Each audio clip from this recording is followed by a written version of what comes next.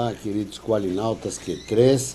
Hoje um pouco atrasado, 11 horas e 18 minutos, mas estamos, como sempre, toda quinta-feira, neste horário aqui, com o Q3 do Mundo da Excelência, compartilhando com vocês um pouco das experiências na área de gestão, trazendo um pouco das perguntas que vocês têm para fazer sempre nossos queridos convidados. E hoje o nosso convidado veio do Rio de Janeiro, é um profissional especializado na área de ferramentas de gestão para micro e pequenas empresas, mas antes eu vou começar apresentando e trazendo para vocês, dando bom dia para a nossa querida Sandra Lanza, hoje toda prateada. Bom dia, Valdemar, tudo garota bem? prateada. E bom dia, boa tarde, boa noite aos Qualinautas do planeta que estão aqui com a gente no programa Q3, que vai ao ar aqui na AltV toda quinta-feira, 11 horas, e trata de todos os temas ligados à qualidade e gestão empresarial. Lembrando que daqui a pouquinho eu entro no chat, estamos com um pequeno probleminha, mas daqui a pouquinho estou aí para fazer essa interface das perguntas aqui com o nosso entrevistado, com o Valdemar. Sejam bem-vindos. Muito bom. O programa hoje traz para compartilhar conosco Sidney Cohen. Bom dia, Sidney. Muito obrigado pela sua vinda. Gostei do bom dia, boa tarde, boa noite. Não é? Programa web tem que ser. Isso mesmo.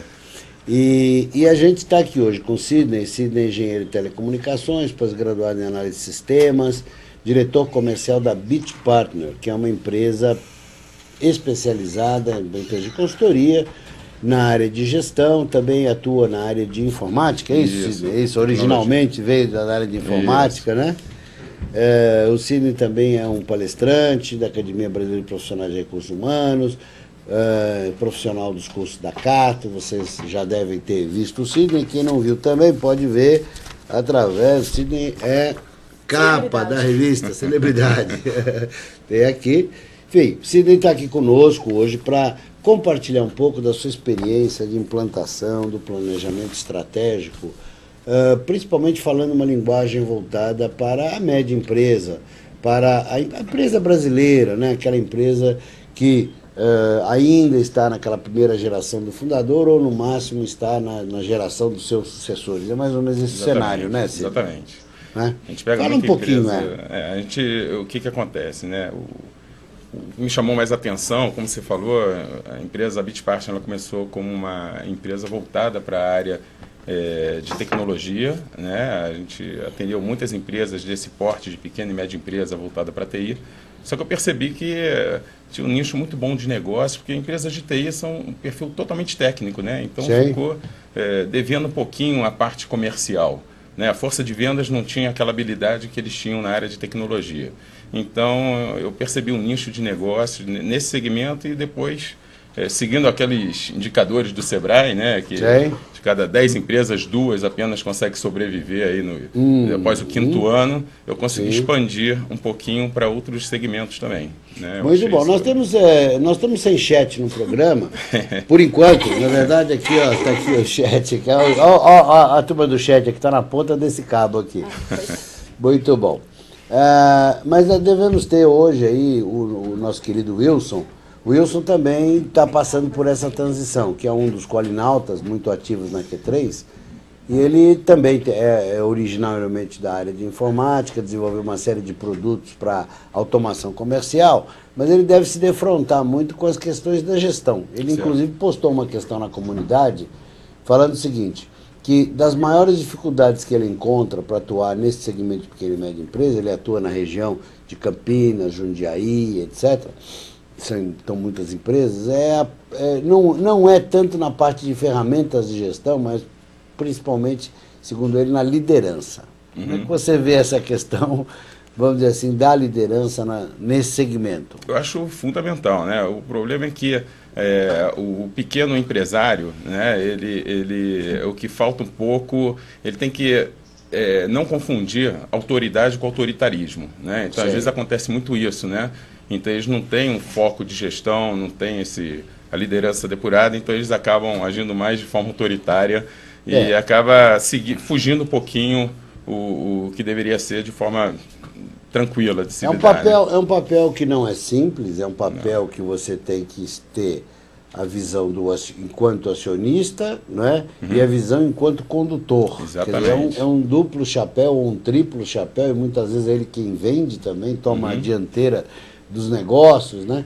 Então, realmente não é fácil você ter todos esses chapéus para poder lidar com o seu negócio, mas é uma questão que o empresário precisa tomar bastante consciência da importância dele ter essas várias, vamos dizer assim, de assumir esses vários papéis ou esses papéis diferentes em relação à sua organização. Mas hoje o tema aqui não é liderança, mas eu só queria fazer essa passagem pelo tema e pela postagem do Wilson, porque é importante. O tema hoje, na tela, vocês vão encontrar planejamento estratégico da pequena e média empresa, planejamento estratégico PME. Na tela, nós vamos começar a olhar a questão do planejamento estratégico enquanto plano de negócio, ciclo PDCA, Balance Scorecard e ferramentas de apoio como CRM. Então hoje nosso programa está bastante técnico, voltado para essas ferramentas. Como é que você gostaria de começar a abordar essa questão aí, Sidney?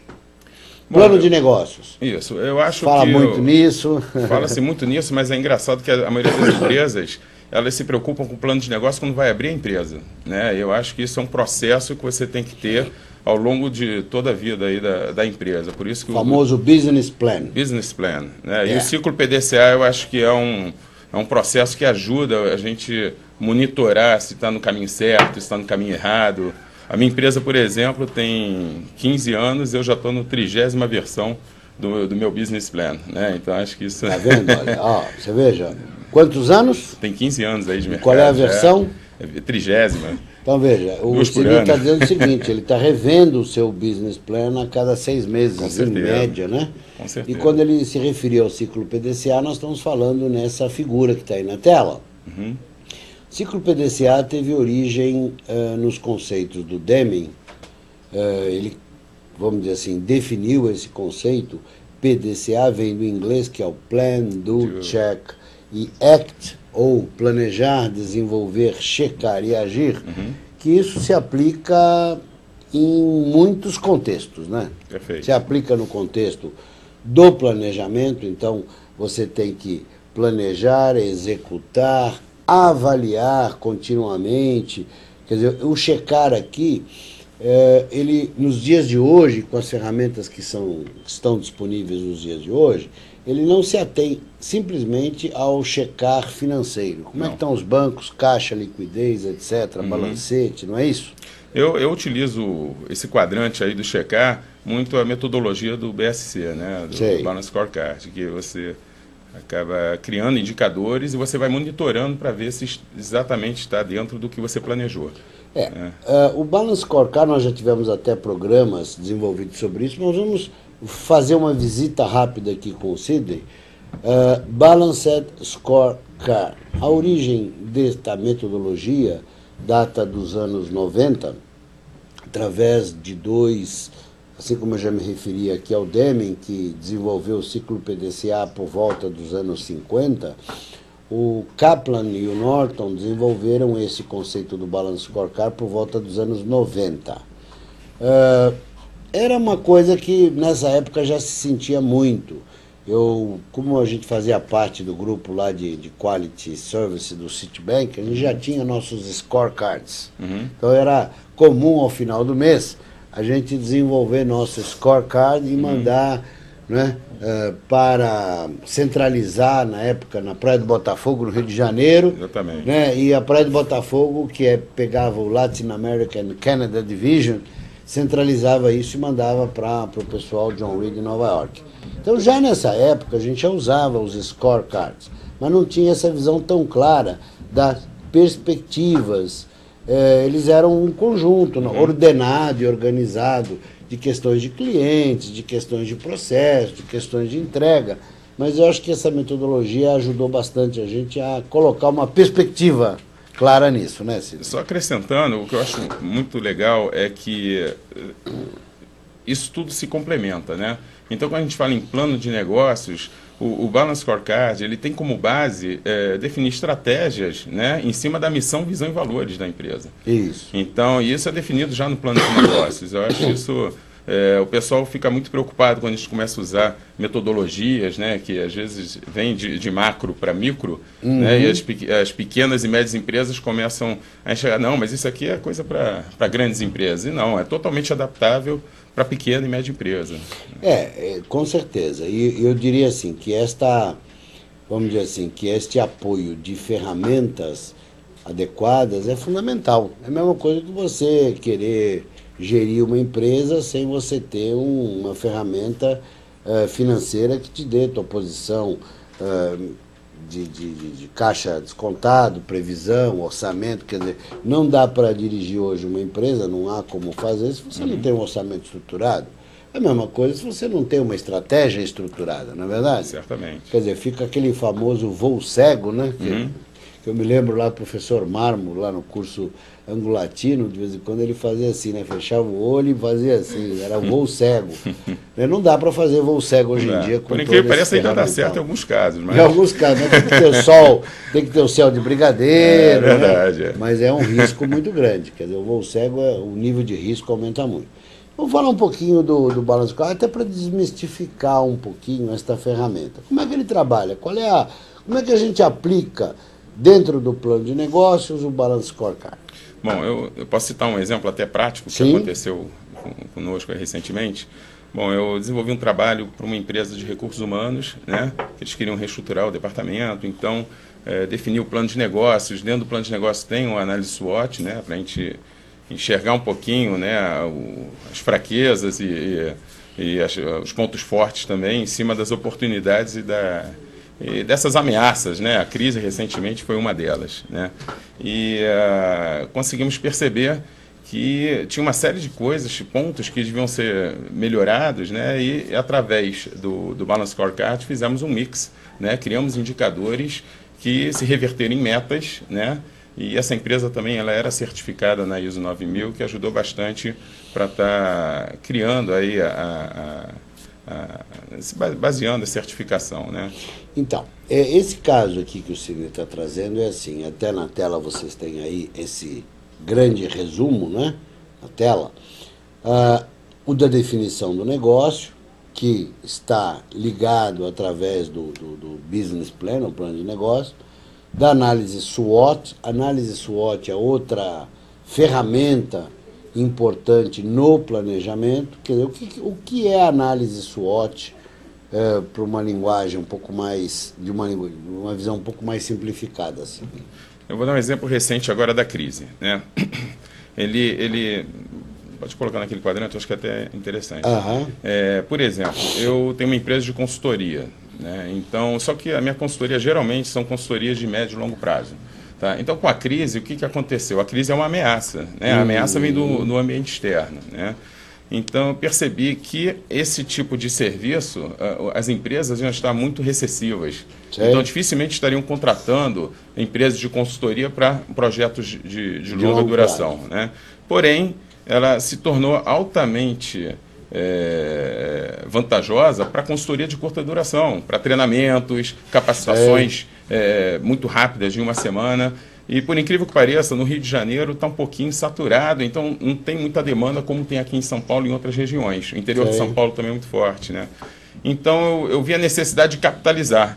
Então, por exemplo, se a gente tem um ponto forte, que é o nosso serviço, né? Então tem que definir ações em cima das oportunidades, aí, em questão do treinamento de curta duração.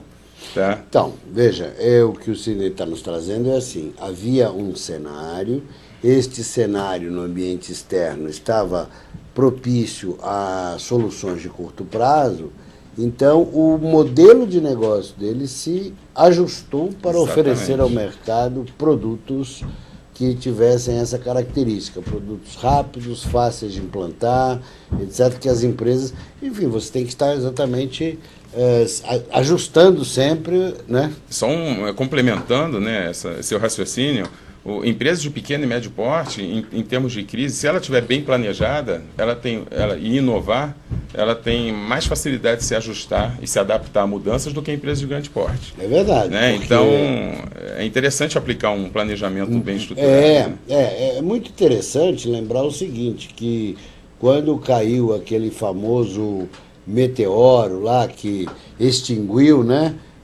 90% dos seres vivos da Terra, né? Os primeiros que morreram foram os dinossauros, os brontossauros, os não sei o que sauros, e os pequenos organismos e tal, as baratas, acabaram ficando. Então, é muito interessante, até a natureza nos ensina isso. Quer dizer, no momento de grande crise, os maiores realmente sofrem mais e os menores, as pequenas empresas, elas têm mais flexibilidade porque elas atuam em nichos muito específicos, né?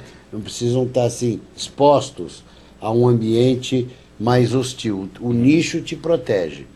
Por falar em nicho, a gente conversava um pouquinho antes do programa, assim, sobre a questão de nichos específicos, por exemplo, nessa área. Digamos que hoje, nós estamos sendo interessante, hoje veio a notícia da Friboi. Você chegou a ver isso? Não. A Friboi hoje está no ranking, parece que é a terceira ou segunda maior empresa de alimentos do mundo. Nós temos entre os 5 maiores empresas de alimento, nós temos a Friboi, e temos a fusão da Sadia com a Perdigão. Certo. Então, na verdade, o Brasil, nesta área de alimento, e ser o provedor de alimentos do mundo, tem se destacado muito. O Brasil, como provedor da energia do mundo, também tem se destacado muito. Está aí os efeitos de pró-álcool, enfim, de etanol, etc., etc. E esse cenário aí, que parece estar todo mundo encantado com ele, o cenário do pré-sal. Você que é do Rio, está muito próximo lá, mais a essa realidade. Quer dizer, você mesmo falava que o Rio se transformou num estado onde a ênfase, há 20 anos atrás, estava no mercado financeiro e na tecnologia, para uma ênfase no petróleo. Isso. Como é que esse cenário, como é que a pequena e média empresa pode se posicionar perante essas oportunidades que estão surgindo aí? Olha, eu acho que as oportunidades são muito grandes, né? No caso do petróleo, no Rio de Janeiro, ele é muito forte, principalmente em Macaé, né? Ele tem um polo bem voltado para essa área, onde eu cheguei a fazer um trabalho de semanalmente ir até Macaé e percebia... Que vida dura, hein? Que vida dura. Vivia durante a semana, né? Durante a semana. Só levava fama, mas nunca ia para a praia, não. Mas o que eu percebi é que todas as empresas que estão lá em cima de projetos da Petrobras, né? E eu percebo que todo mundo está com a antena virada para a Petrobras ou para a Petrosal, enfim, a empresa que vier aí, né? Só que a Petrobras é uma empresa que, para você ser fornecedor, tem que ter um cadastro muito detalhado, né? Não é qualquer empresa que preste serviço para a Petrobras, sem falar que trabalha com licitação.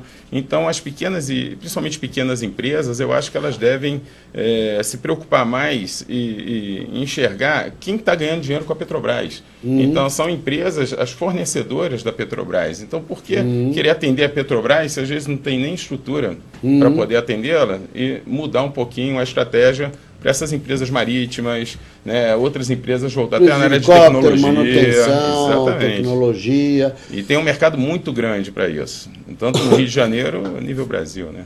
Isso aí. E o senhor Abassolo, pode dirigir o esforço aí do IPEG aí, Instituto Paulista de Excelência da Gestão, não só a Petrobras, como os fornecedores da Petrobras, como os fornecedores dos fornecedores. Eu acho que aí tem um mercado importante aí para estender aí os sistemas de gestão aqui no estado de São Paulo para essas organizações que estão aí em torno desse movimento grande. Bom, vamos analisar um pouquinho, vamos aprofundar um pouquinho essa análise SWOT, que vem de uma sigla montada a partir de forças, fraquezas, oportunidades e ameaças, né? O que é isso? O que eu obtenho com uma análise SWOT? Olha, você já deu o exemplo da sua empresa, mas vamos ampliar um pouquinho. De uma forma bem ampla, você melhora desde a qualidade, né, como você consegue perceber mesmo, de forma palpável, onde estão os pontos fracos e fortes mesmo da empresa. Porque, às vezes, principalmente o gestor, né, o pequeno gestor, ele acaba achando que a empresa dele é a melhor do mundo. E acaba virando as costas e não percebe que tem uma série de problemas lá atrás e o que o mercado está achando disso. Então, são pequenas formas de você enxergar isso. Por exemplo, uma pesquisa de mercado, você pode estar... pesquisa de satisfação do cliente, você pode estar levantando isso com o teu próprio cliente e ver se realmente você está prestando serviço digno ou não.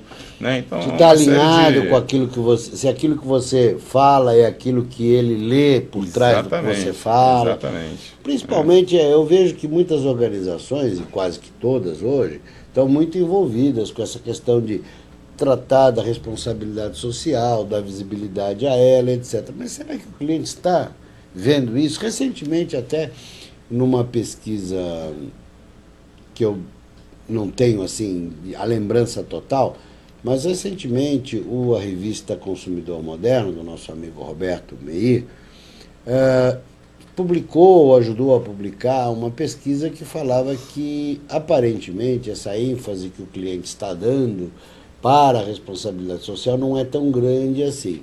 Era até uma pesquisa um pouco polêmica, porque todo mundo fala assim, não, os clientes estão decidindo as compras a partir da questão da responsabilidade social e tal. Precisa ver o seguinte, eu não tenho visto, eu não sei, aí pode alguém ajudar aí, se quando a gente vai comprar uma geladeira ou um fogão, a gente fica olhando aquele selo de qualidade do consumo, compara, não sei. É um diferencial entre dois produtos, né? Se você já está em dúvida, eu acredito que você... Então, mas aí que tá. Será que a dúvida não está ainda no nível do produto? Agora, recentemente, hoje pela manhã, o nosso Ministério de Meio Ambiente, que fica lá deixando derrubar árvore lá e fica fazendo estudo aí de carros movidos a álcool e deixando desmatar a Amazônia, publicou hoje uma pesquisa sobre o impacto ambiental das várias marcas de carro. Vai lá, não sei o que, Brará, o Renault, a Ford, Brará, um estudo até muito polêmico, porque, primeiro assim, todos aqueles carros que estão lá, todos eles atendem. Por que vai publicar um ranking tão micro... tendencioso. Entendeu? Para que o cliente vai dizer, mas então se eu comprar um Renault, eu estou poluindo mais do que um Fox? Não, porque todos eles estão dentro já dos padrões aceitáveis, não é? Exatamente. Então, será que o consumidor chega nesse nível de escolha, quer dizer, de escolher um carro pelo grau? Não sei, talvez se você é um superstar de Hollywood, você pode comprar aquele carro da Toyota lá, que custa caro e tal, né? O hybrid. Quer dizer, então, não sei em que medida. Com certeza esse é um caminho. Eu não estou, vamos dizer assim, não estou questionando a tendência, não estou questionando a validade da tendência. Mas será que ela já é uma realidade assim tão forte? Será que as pessoas realmente já estão indo para os supermercados com suas sacolas retornáveis? Como é que é isso no Rio de Janeiro? Particularmente, eu não acredito nisso. Eu acho que ainda há uma certa desconfiança, um ceticismo quanto a isso, né? Porém, nas empresas, eu vejo que já estão sendo tomadas algumas ações, né? Mesmo porque, vou citar o exemplo da Petrobras novamente, né? A Petrobras é muito forte com essa questão ambiental, com responsabilidade social. Então, como ela é muito exigente para as empresas participarem do processo dela, ela está exigindo até, em alguns casos, que haja certificação em cima disso, né? A SA 8000, a HSAS, enfim. 14.000. Então, acho que é aquele negócio, né? Por interesses acabam... E até por criar uma cultura, não é? Realmente uma cultura não se instala se você não criar, não fizer uma ação nessa direção. Eu acho que isso aí é importante que aconteça, e aí a consciência se estabelece, não é isso? Bom, então, nós voltando à nossa análise SWOT aqui, quer dizer, ela é uma forma de você analisar, enxergar internamente sua organização, no que nós somos fortes. Nós temos uma equipe competente? Será que temos mesmo? Sempre aparece isso, né? Equipe competente, a força da marca, a nossa tradição. E aí que o Sidney coloca, será que vale a pena, se isso é realmente uma força tão forte quanto essa? Mas vamos responder essa questão logo em seguida, depois dos comerciais.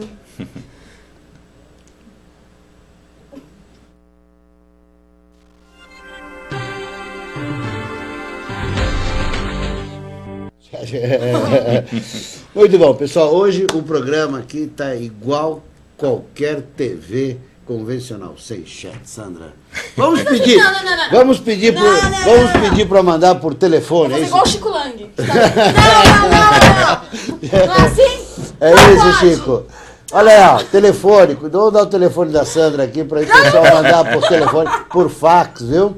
Mandar por fax as perguntas por fax. Depois mandar também por caixa postal, né? Qual é a caixa postal do Q3, Sandra? Não me complica. Qual é a caixa postal? Não, peraí. Lembrando que vocês podem participar sim da nossa comunidade Q3 no Mundo da Excelência, olha aí. Então participem no Orkut com as questões que vocês devem estar postando aí no chat do Q3. Coloquem lá na comunidade Q3. Tá na tela aí? Comunidade Q3 no Orkut. Camila, se estiver assistindo o programa com a gente, já copiou o chat, já vai postando lá, né, Camila? E hoje a Bianca falou que ia participar, ligou, comprei um laptop novo, amanhã vou estar no Q3, Bianca.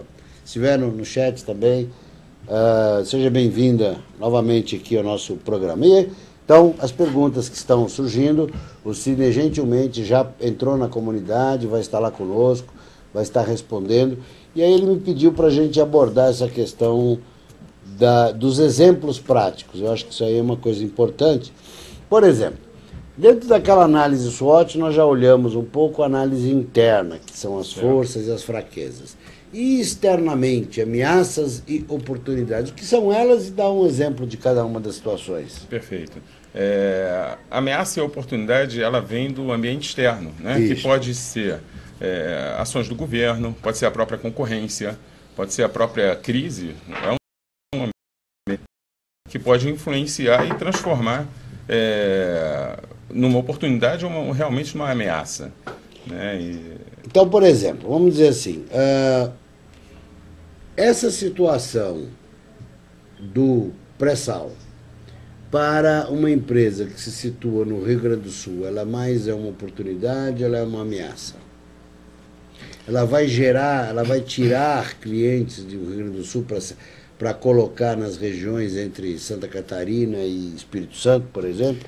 Tudo depende, se ele enxergar como uma oportunidade, é aquilo que eu questionei no início. Se ele tiver condições de capitalizar porque vai ter um certo custo, né? Mas ele tem que enxergar como investimento. Então, se tiver condições para estar capitalizando a sua empresa e ele tiver um ponto forte para atender essa demanda, com certeza isso vai ser uma oportunidade. Então, gente, em princípio não há uma pré-definição do que é uma ameaça ou que é uma oportunidade. Às vezes você pode ter uma situação que aparentemente não é uma situação favorável, mas aqui, a partir daí se gera uma oportunidade. Com certeza.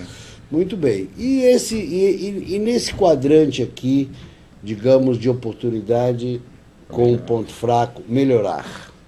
Por exemplo, eu tive nessa empresa que eu participei, né, eu percebi que tinha um ponto fraco que era a comunicação. Sim. Então, a comunicação, e por incrível que pareça, em pequenas empresas é o que mais se evidencia, né? Parece que não, mas... Liderança e comunicação. Exatamente. Né? E nessa situação, a oportunidade é porque já tínhamos contratos com alguns clientes, né? E o ideal seria nós realizarmos vendas cruzadas, aumentar o poder de fogo, o poder de venda nessas empresas que já eram clientes, que já estão com o pé lá dentro. Né? Então, o que estava faltando? Faltava comunicação, por quê? Porque o vendedor, a pré-venda, vamos dizer assim, né, ele não estava full time lá no cliente, mas quem entregava a solução, que era o técnico ou o lado operacional, estava direto no cliente, todo dia, toda semana. Então, faltava, nós da força de venda, enxergar isso. Então, são medidas muito simples. Né? Então, começamos a ter, por exemplo... reuniões periódicas entre o departamento de pós-venda e o de pré-venda para entender até que ponto a gente podia estar alavancando. E com isso conseguimos melhorar essa comunicação através dessas reuniões. O que o Sidney está trazendo para aqui é o seguinte: vocês precisam estar muito atentos para quem está falando com o cliente, para quem está no cliente. O exemplo que ele trouxe assim, ele é muito ilustrativo. Quer dizer, a força de venda não está todo dia no cliente, mas o pessoal que está atendendo o cliente está todo dia lá. Isso é uma empresa de tecnologia, é isso? Nesse caso, não, foi uma empresa até de recursos humanos. De recursos humanos. De terceirização de mão de obra. De terceirização de mão de obra. Eu, no começo da minha carreira, eu trabalhava numa empresa, uma boa empresa na área de projetos de engenharia. E a gente começou a perceber que a gente estava lá no escritório, desenvolvendo os projetos, etc. E aí as empresas de fiscalização de obra começaram a captar projetos. Aí começaram a se criar uma Ductor, uma Logos Engenharia, que se transformaram em empresas de gerenciamento. A gente fez uma análise, conclusão, por quê? Porque esses caras estão o dia inteiro lá, na obra do cliente, gerenciando a obra, só que eles não são os empreiteiros, os executores, são os gerenciadores. Ora, entre o gerenciamento e o projeto, era um passo muito fácil. Então a gente estava começando a perder projetos para as empresas de gerenciamento. E aí a gente desenvolveu uma estratégia, porque além do projeto, também acompanhar esse projeto do cliente, ficar lá no canteiro de obra mesmo. Porque ali que ele vai saber, olha, amanhã, no ano que vem, vai ter uma, olha, aqui cuidado com essa área aqui, porque aqui a gente vai estar lá uma nova unidade de ácido acetil, não sei o que, blá, blá, blá, blá, blá, blá. Poxa vida, olha uma oportunidade de projeto aqui. E assim por diante. Eles vivenciam, né? Identificam os hábitos também do cliente. Né? Identificam, criam os hábitos.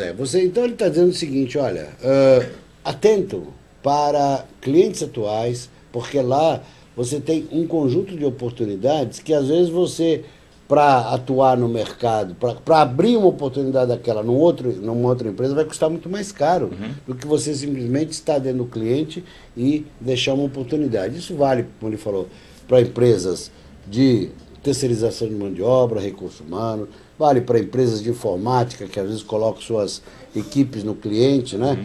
Mas no dia a dia não vão gerenciar. Vale para as terceirizações todas que a gente vê aí no mercado, né?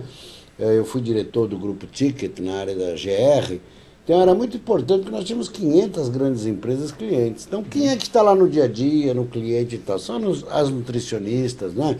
São as empresas.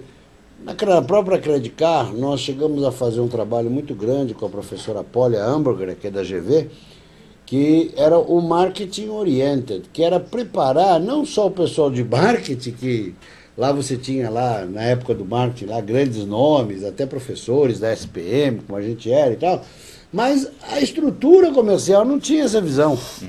Então nós fizemos um trabalho de marketing oriented, quer dizer, é importante você realmente fazer esta ação e estar atento para isso e poder corrigir. Então, uma situação aqui que você identificou aqui na sua matriz SWOT, de uma oportunidade, mas que vinha no cruzamento com o ponto fraco, melhorar a comunicação. Exatamente. Realmente melhorar a comunicação. Esse ponto fraco, tornar um pouco mais forte. Só complementando, acho que tem uma frase importante aí no mercado que a gente usa, que é faça um cliente, não faça uma venda. Né? Então, é uma forma da venda cruzada, né? Você ter o teu cliente, fidelização do teu cliente mesmo. Né? Na verdade, assim, existe um grande guru que eu gosto sempre de me referenciar a ele, que é o David Meinster. Chegou a ler alguma coisa desse cara? Não. Esse cara, no Brasil, ele tem muito pouco livro editado, mas ele é um grande guru da área de serviços. E ele fala muito sobre essa questão. Se você tem um produto que é processual, então que é igual, implantar aqui, implantar ali, é tudo igual, não chega a ser um commodity, mas é um produto, vamos dizer assim, de consultoria, que é todo muito parecido. Então, por exemplo, você vai, implantar uma folha de pagamento, implantar um software, etc., que mais ou menos é parecido se você implantar na padaria da esquina, da outra esquina, da outra esquina, da outra esquina, no supermercado.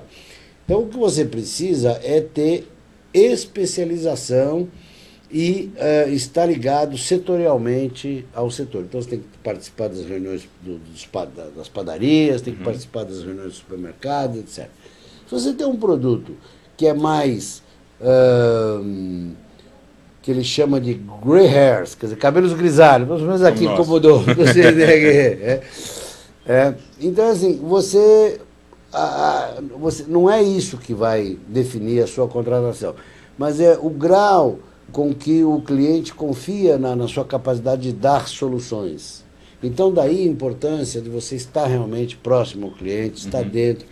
Porque surgem oportunidades e a gente sabe mesmo. Quando eu montei a W Quality, eu vinha de uma experiência anterior, de uma consultoria que nós tínhamos também, com o seu Kurt Leonard, com o Luiz Gage, com o Paulo Lombardi, ela chegou a ter 30 e tantos consultores, mas a gente ficava distante, eu senti que a gente ficava distante da realidade do cliente. Então, quando eu montei a W Quality, eu montei para ficar muito próximo dessa realidade, para poder fazer essa leitura da realidade do cliente. Então, assim, é um pouco mais puxado, você tem que estar no cliente, tem que ver, mas a tua leitura, a tua capacidade de leitura e leitura de oportunidades de desenvolvimento de negócio é muito maior, não é? Certo. Muito bom. Então, a análise SWOT serve para isso, pessoal. Na verdade, o planejamento estratégico, ele antecede a isso na análise de cenários, e esses cenários são projetados dessa matriz SWOT, não é?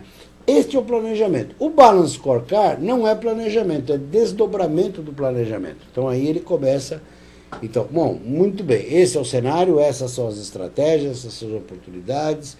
Eu tenho que fazer o quê? Eu tenho que eliminar o quê? Eu tenho que monitorar o quê? Eu tenho que melhorar o quê? Eu tenho que capitalizar o quê? Definidas essas estratégias são posicionadas em cima de uma análise de perspectivas e aí se passa a criar as metas, os indicadores, conforme você se referiu aqui. Você trouxe também uma outra questão para a gente debater aqui, que eu acho que já estamos chegando ao final do programa, passa rápido, sobre essa visão do marketing, que você falou que é uma área de uma certa carência dentro das organizações, né? Na tela, você tem aqui os 7 Ps e os 7 Cs, na tela. O que acontece, né? O mercado, um tempo atrás, era muito voltado para os produtos, né? E hoje, ele já, com a chegada até da internet, que contribuiu para isso também, ele já é mais voltado para atender realmente a necessidade dos clientes, né? Então, hoje, o cliente está até disposto a pagar um pouco mais caro se for conveniente para ele, né? Então, existe esse custo cliente aí que eu acho que é importante a gente ressaltar, porque ele quer ser atendido o quanto antes. Então, não basta também nós, não só consultores, como a pequena e média empresa, né, que presta o serviço, não basta chegar e falar que eu quero atender a necessidade do cliente. É muito fácil você falar isso. Tem que trabalhar de uma forma mais consultiva. Você tem que entender primeiro, para depois atender, né? Então, e tem vários procedimentos onde o marketing pode ajudar para captar essas informações, né? Você fala aqui em custo cliente, fala em conveniência. As pessoas hoje talvez estejam mais dispostas a pagar pela conveniência do que pela imagem socioambiental, por exemplo. Eu acho que aí é uma pista para a gente pesquisar, né? Exatamente. Não é uma afirmação, mas é uma pista. Mas conveniência é uma coisa importante. Quem tem experimentado compras na web, você tem feito sistematicamente compras na web? Olha, eu estou para comprar um computador agora.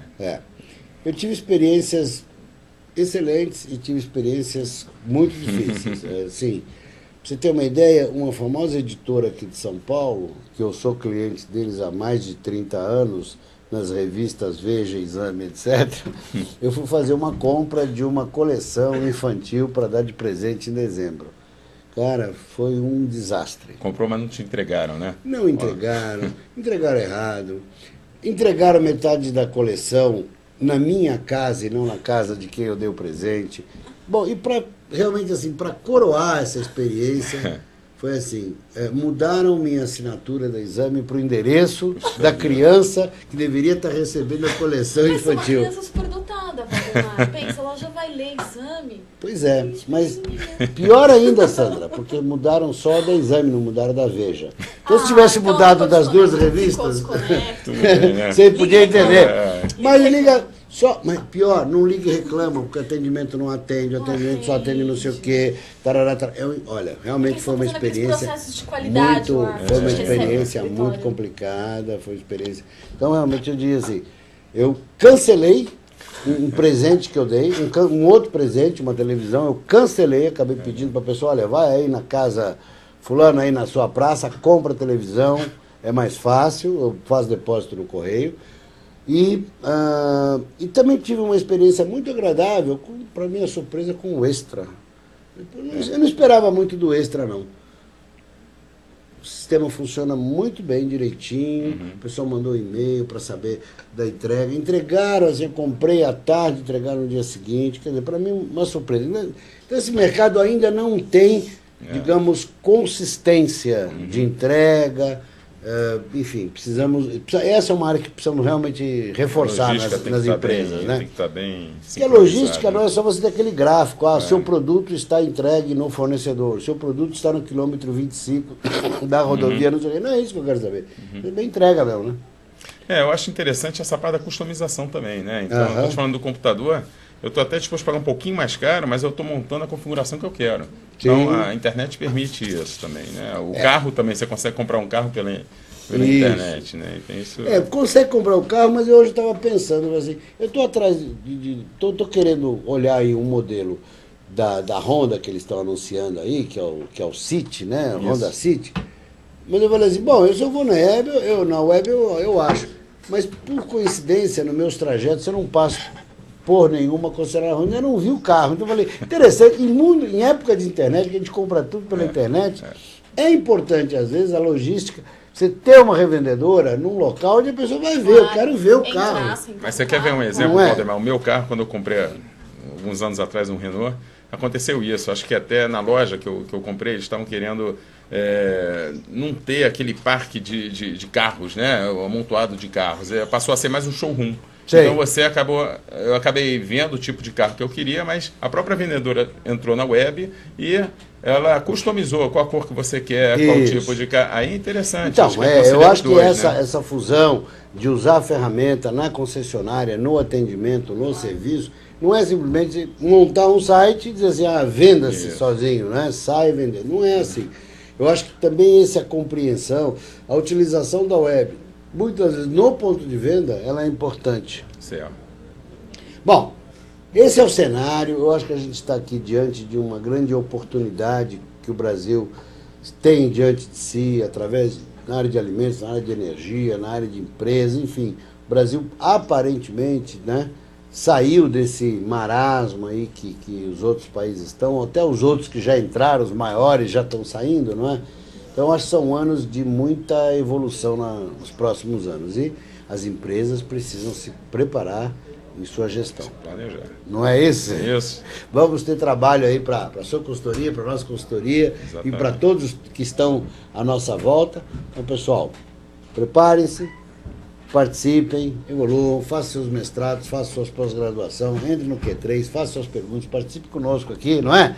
Porque essa questão da compreensão do que é gestão, porque você falava ontem, só para finalizar nossa conversa, falava ontem com o nosso querido amigo Elcio De Luca, presidente do Movimento Brasil Competitivo, que tinha acabado de fazer a reunião em Brasília com as partes interessadas. Ele falava, Valdemar, tá tudo aí, tem Copa do Mundo, não é?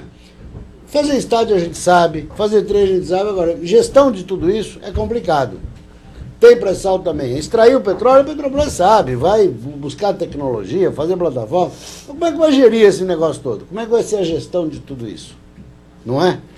Só complementando, eu vejo que isso tudo aí está atrelado ao empreendedorismo também, né? E o que eu sinto, o Brasil, ele está até à frente de alguns países desenvolvidos nesse sentido. Sim. E podia estar mais, né? Se as nossas escolas tivessem algumas disciplinas voltadas para isso, algumas já estão até colocando, né? Mas se fosse obrigatório seria interessante. Muito bom. Empreendedorismo é outro tema, vamos convidar o Sidney para estar conosco aqui mais uma vez, nos próximos meses, para falar um pouquinho sobre essa questão de empreendedorismo. Sidney, muito obrigado pela sua vinda. Eu que agradeço. Muito gentil aí atender nosso pedido aqui. Estou à disposição aí. E o Sidney vai estar conosco na comunidade, vocês podem colocar as perguntas lá, que o Sidney vai se dispor aí a nos acompanhar aí por vamos fazer esse programa uma cauda longa também, tá certo? Sandra, sem chat hoje, você veio aqui a passeio hoje, hein? Você veio aqui a passeio. Olha que tristeza.